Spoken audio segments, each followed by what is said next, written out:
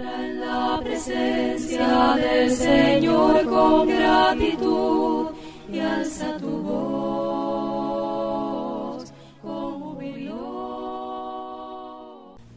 Comenzamos nuestro estudio en Romanos capítulo 1, la introducción de la epístola, versículos 1 al 7. En esta encontramos nosotros la salutación del apóstol Pablo. Pablo, siervo de Jesucristo, llamado a ser apóstol, apartado para el Evangelio de Dios, que él había prometido antes por sus profetas en las Santas Escrituras, acerca de su Hijo, nuestro Señor Jesucristo, que era del linaje de David según la carne, que fue declarado Hijo de Dios con poder, según el Espíritu de Santidad, por la resurrección de entre los muertos, y por quien recibimos la gracia y el apostolado para la obediencia a la fe en todas las naciones por amor de su nombre, entre las cuales estáis también vosotros, llamados a ser de Jesucristo, a todos los que estáis en Roma, amados de Dios, llamados a ser santos. Gracia y paz a vosotros de Dios nuestro Padre y del Señor Jesucristo. A pesar de ser sencillamente la salutación de Pablo, en estos versículos encontramos también algunos puntos muy importantes. Pablo se identifica primeramente como siervo de Jesucristo. Esta palabra siervo es del doulos en el griego y se refiere a un esclavo. Pero este esclavo, Pablo, y todo cristiano que es siervo de Jesucristo, lo es voluntariamente y lo es por amor a Cristo, no porque está obligado a hacerlo. A los conocedores de la ley de Dios los recuerda de Éxodo capítulo 21, cuando la ley establecida por Dios para el pueblo de Israel declara de esta manera en los versículos 5 y 6. Y si el siervo dijere, yo amo a mi Señor, a mi mujer y a mis hijos, no saldré libre. Entonces su amo lo llevará ante los jueces y le hará estar junto a la puerta o al poste, y su amo le horadará la oreja con lesna y será su siervo para siempre. Voluntariamente, por amor al amo, se queda con él por vida. Así es el siervo de Jesucristo. Así fue el apóstol Pablo. A Cristo pertenece y a Cristo sirve. Este siervo que está sujeto a la voluntad de su Maestro, Jesucristo. Pablo sabe muy bien a quién sirve y humildemente se somete a la voluntad del Maestro. Pablo se presenta primeramente como siervo de Jesucristo. Y segundo, se identifica como un apóstol llamado a ser apóstol. Pablo no escogió este ministerio, sino que fue llamado por Cristo mismo a servir de esta manera en el pueblo de Dios. Y este llamado lo encontramos en varios textos del Nuevo Testamento. Aclaro que hay muchos versículos que están citados en el texto del estudio impreso que no estaremos leyendo en la grabación. Usted puede leer y sugiero que lea todos estos versículos para tener una información más completa. Pero esto es algo que cada estudiante puede y debe hacer, y esto no lo haremos nosotros siempre en la grabación. Así que hago esta explicación desde el principio. Llamado a ser apóstol, dice. Un apóstol es literalmente uno que fue enviado como representante de otro, o sea, es parecido a un embajador. En Hechos capítulo 26 y el versículo 17 tenemos las palabras de Cristo Jesús a Pablo, cuando le dice, librándote de tu pueblo y de los gentiles, a quienes ahora te envío. La palabra o la frase te envío es apostelo, de la misma palabra que significa apóstol. Pablo fue apostolado, es decir, enviado por Cristo como su representante. En el Nuevo Testamento, Esta palabra apóstol se aplica casi siempre a los 12 discípulos que fueron escogidos personalmente por Jesucristo para un ministerio especial en su reino. En Lucas capítulo 6 y en Mateo capítulo 10 encontramos estos eventos. Posteriormente también, por supuesto, Matías y después Pablo, como último, fue escogido también como apóstol de Jesucristo. Como apóstol esto significa que Pablo tiene autoridad y tiene responsabilidad. Y es con esta autoridad y bajo esta responsabilidad que este siervo de Jesucristo, este apóstol llamado, ahora está escribiendo a los cristianos en Roma. También se identifica como uno que fue apartado para el Evangelio de Dios. En realidad, en Gálatas capítulo 1, versículos 15 al 16, el apóstol Pablo declara que Dios lo había apartado desde el vientre de su madre, para que él predicara entre los gentiles el Evangelio de Cristo Jesús. Así que fue escogido por Dios, apartado de su vida anterior en el judaísmo y dedicado a una vida nueva en el Evangelio de Dios, apartado y dedicado a una misión muy especial, la predicación del Evangelio de Dios a toda criatura. Y esto mismo es su tema en esta epístola, como veremos nosotros enseguida. Él declara que él fue apartado para el Evangelio de Dios. Notamos en este versículo y los que siguen hasta el 4 varias características acerca de este mensaje para el cual Pablo fue apartado. Primeramente, que es el Evangelio, es buenas nuevas. Segundo, que es de Dios. Tercero, que es lo que Dios había prometido por sus profetas en las Santas Escrituras. Cuarto, que es acerca de su Hijo, nuestro Señor Jesucristo. Estos son los atributos del Evangelio que Pablo ahorita nos va a presentar y que vamos a analizar uno por uno. Primeramente es Evangelio, es buenas nuevas. Esta es la palabra Evangelion, que significa buenas nuevas, buenas noticias. Esta es una palabra tan importante en esta carta que se usa 13 veces de una forma u otra en esta epístola. Y este evangelio es el evangelio. No es un evangelio, sino el único que es legítimo. Estamos sugiriendo, en realidad es una tarea muy importante la que le estamos dando en esta parte del estudio, que usted haga un análisis de todos los textos del Nuevo Testamento donde aparecen las palabras griegas evangelion, evangelio, y también el predicar el evangelio, que es eungalizo.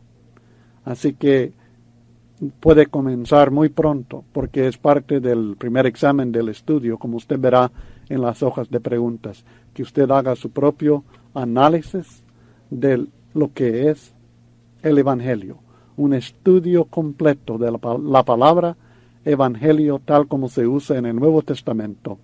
Y espero que usted aprenda bastante haciendo su propio estudio.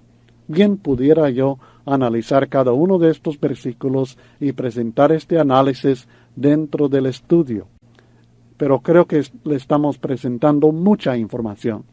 Pero parte del entrenamiento que queremos darle es que usted también aprenda a hacer su propio análisis y sacar sus conclusiones concretadas en lo que dicen las palabras de cada texto y tener un concepto más amplio, más completo, más perfecto de lo que es el Evangelio en base a todos estos versículos.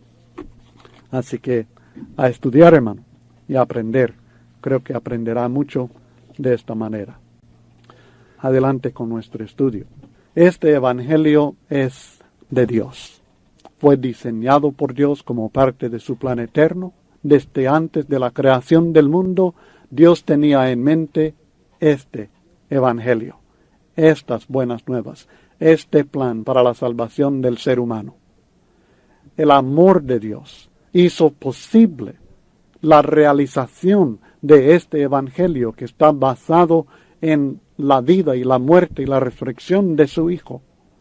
Y el Hijo de Dios realizó este evangelio. No estamos hablando de meras palabras, no estamos hablando de unos estatutos, no estamos hablando de una enseñanza sencillamente, no estamos hablando de una mera doctrina, estamos hablando de un plan de acción basada en el amor y realizado por Cristo Jesús, revelado ahora en el Nuevo Testamento por el Espíritu Santo de Dios.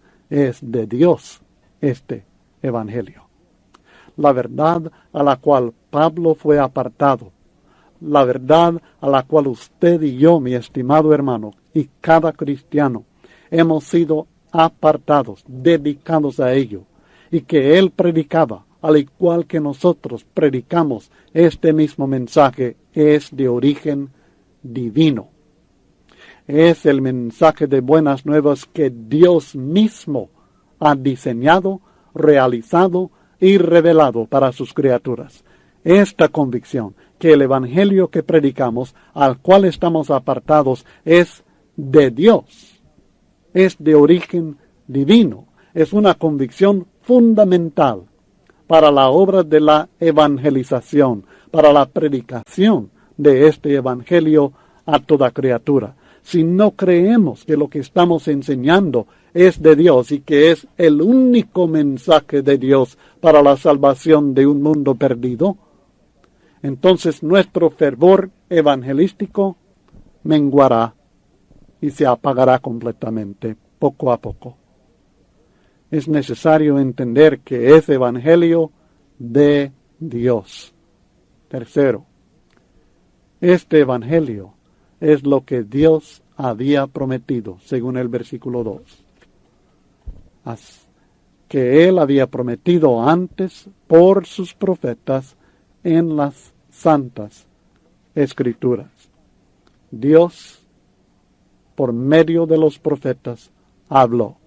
Ellos únicamente comunicaron las promesas que Dios mismo puso en sus bocas. Fueron inspirados, según Pedro 1:21.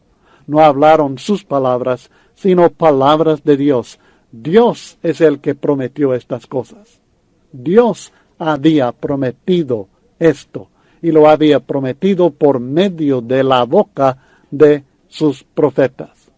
Ellos ni siquiera entendieron completamente las buenas nuevas que profetizaron. Según 1 Pedro capítulo 1, comenzando en el versículo 10, el apóstol Pedro dice: los profetas que profetizaron de la gracia destinada a vosotros, inquirieron y diligentemente indagaron acerca de esta salvación, escudriñando qué persona y qué tiempo indicaba el Espíritu de Cristo que estaba en ellos, el cual anunciaba de antemano los sufrimientos de Cristo y las glorias que vendrían tras ellos. A estos se les reveló que no para sí mismos, sino para nosotros administraban las cosas que ahora os son anunciadas por los que os han predicado el Evangelio por el Espíritu Santo enviado del cielo, cosas en las cuales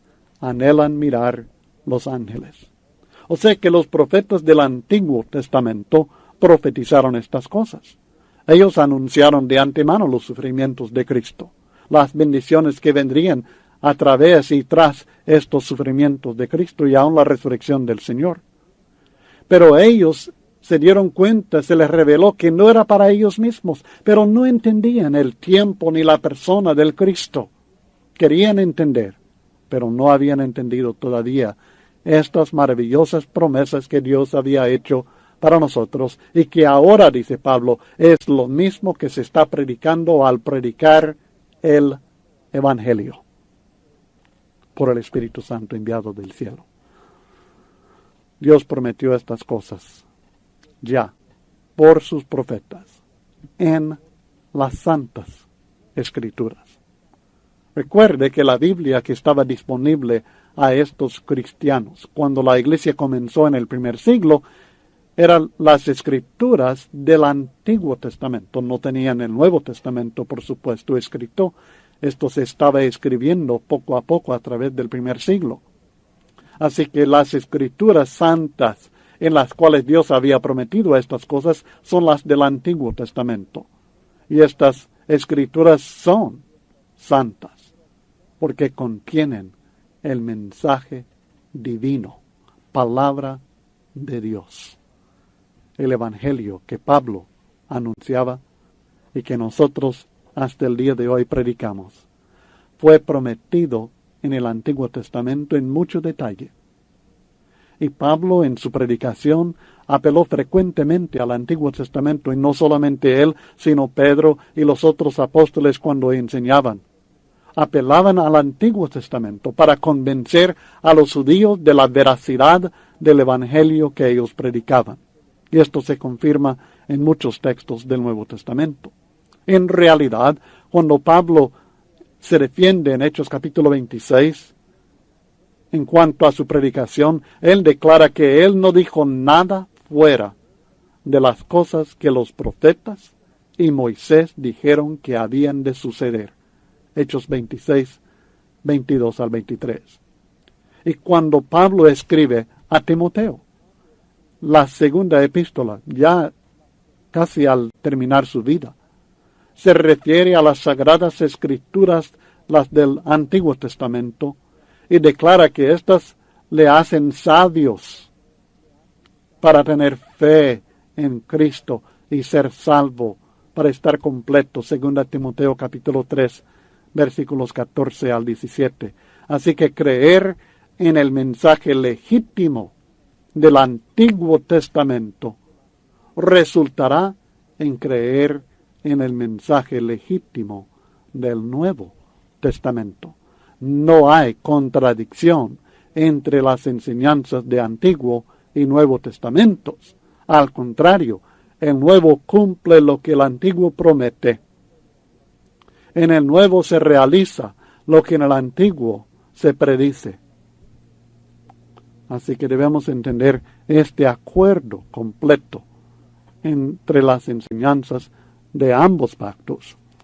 Jesús insistió que Él vino para cumplir lo que la ley del Antiguo Testamento había declarado, y lo hizo.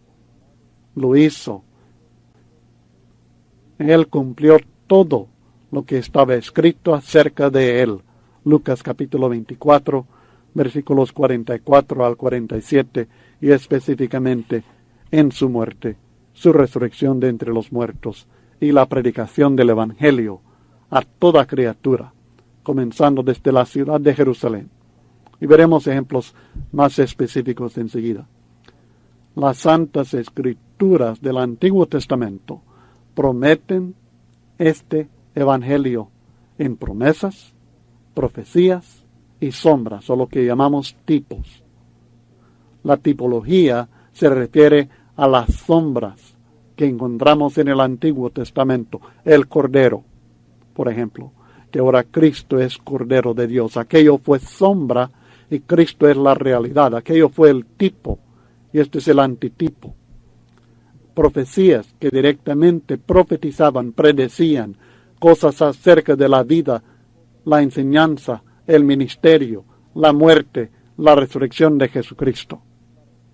Y luego, además de todo esto, las promesas que Dios había dado, que en la simiente de Abraham iba a bendecir a todas las naciones de la tierra, y así otras promesas que había hecho a otros siervos suyos.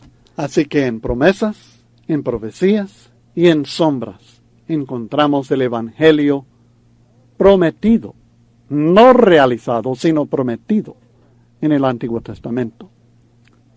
La salvación del ser humano por medio del Evangelio de Cristo no es una revisión de la estrategia de Dios para redimirnos a nosotros, sino que es la esencia de la promesa de Dios presentada a los patriarcas como Abraham, Isaac, Jacob y a la nación de Israel en el Antiguo Testamento.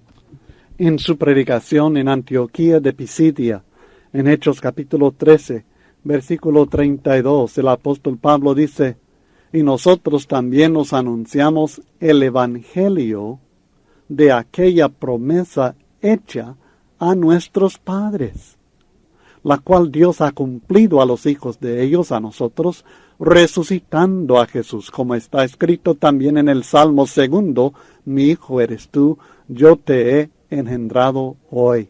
Note que Pablo se refiere a la promesa hecha a los padres de ellos, de los judíos, que comienza desde Abraham.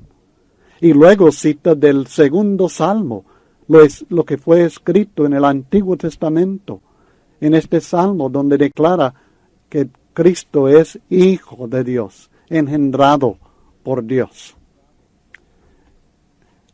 Es esencial para entender el Antiguo Testamento, en realidad, entender que la promesa de Cristo es el hilo que une todo el Antiguo Testamento. El Evangelio prometido es el hilo que une todo el Antiguo Testamento.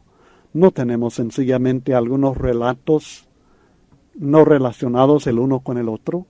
No tenemos sencillamente un registro de leyes que son anticuadas, aplicables a aquella nación que nada tiene que ver con nosotros, sino que tenemos el desarrollo del plan de Dios.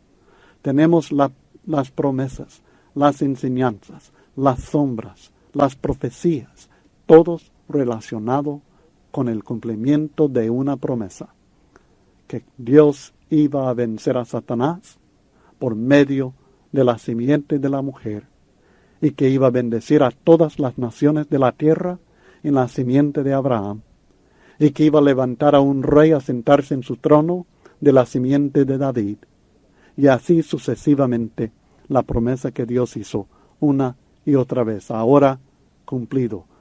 Os anunciamos el evangelio de aquella promesa hecha a nuestros padres, dice Pablo en Hechos 13:32. Y como ese versículo hay muchos que unen Antiguo y Nuevo Testamento de esta manera y nos ayuda a entender lo que está escrito en el Antiguo y cómo es que tiene que ver con nosotros y con el cumplimiento de la salvación en Cristo Jesús.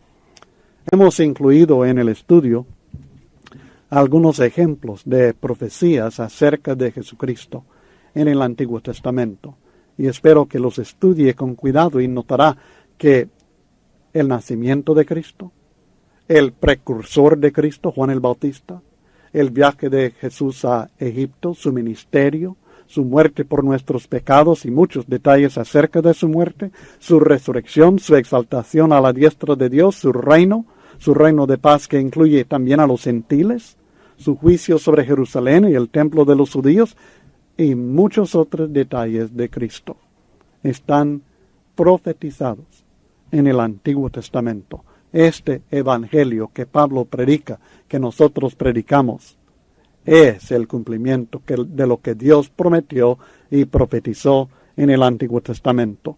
Esta es la bendición que Dios ofrece todavía a judíos y griegos, a todo mundo. Es la bendición que Dios quiere que nosotros todos recibamos. Olvídese de las cosas materiales que muchas veces se creen prometer en profecías del Antiguo Testamento. Aquellas pasaron. Lo que Dios ahora promete es por medio del Evangelio de Cristo Jesús.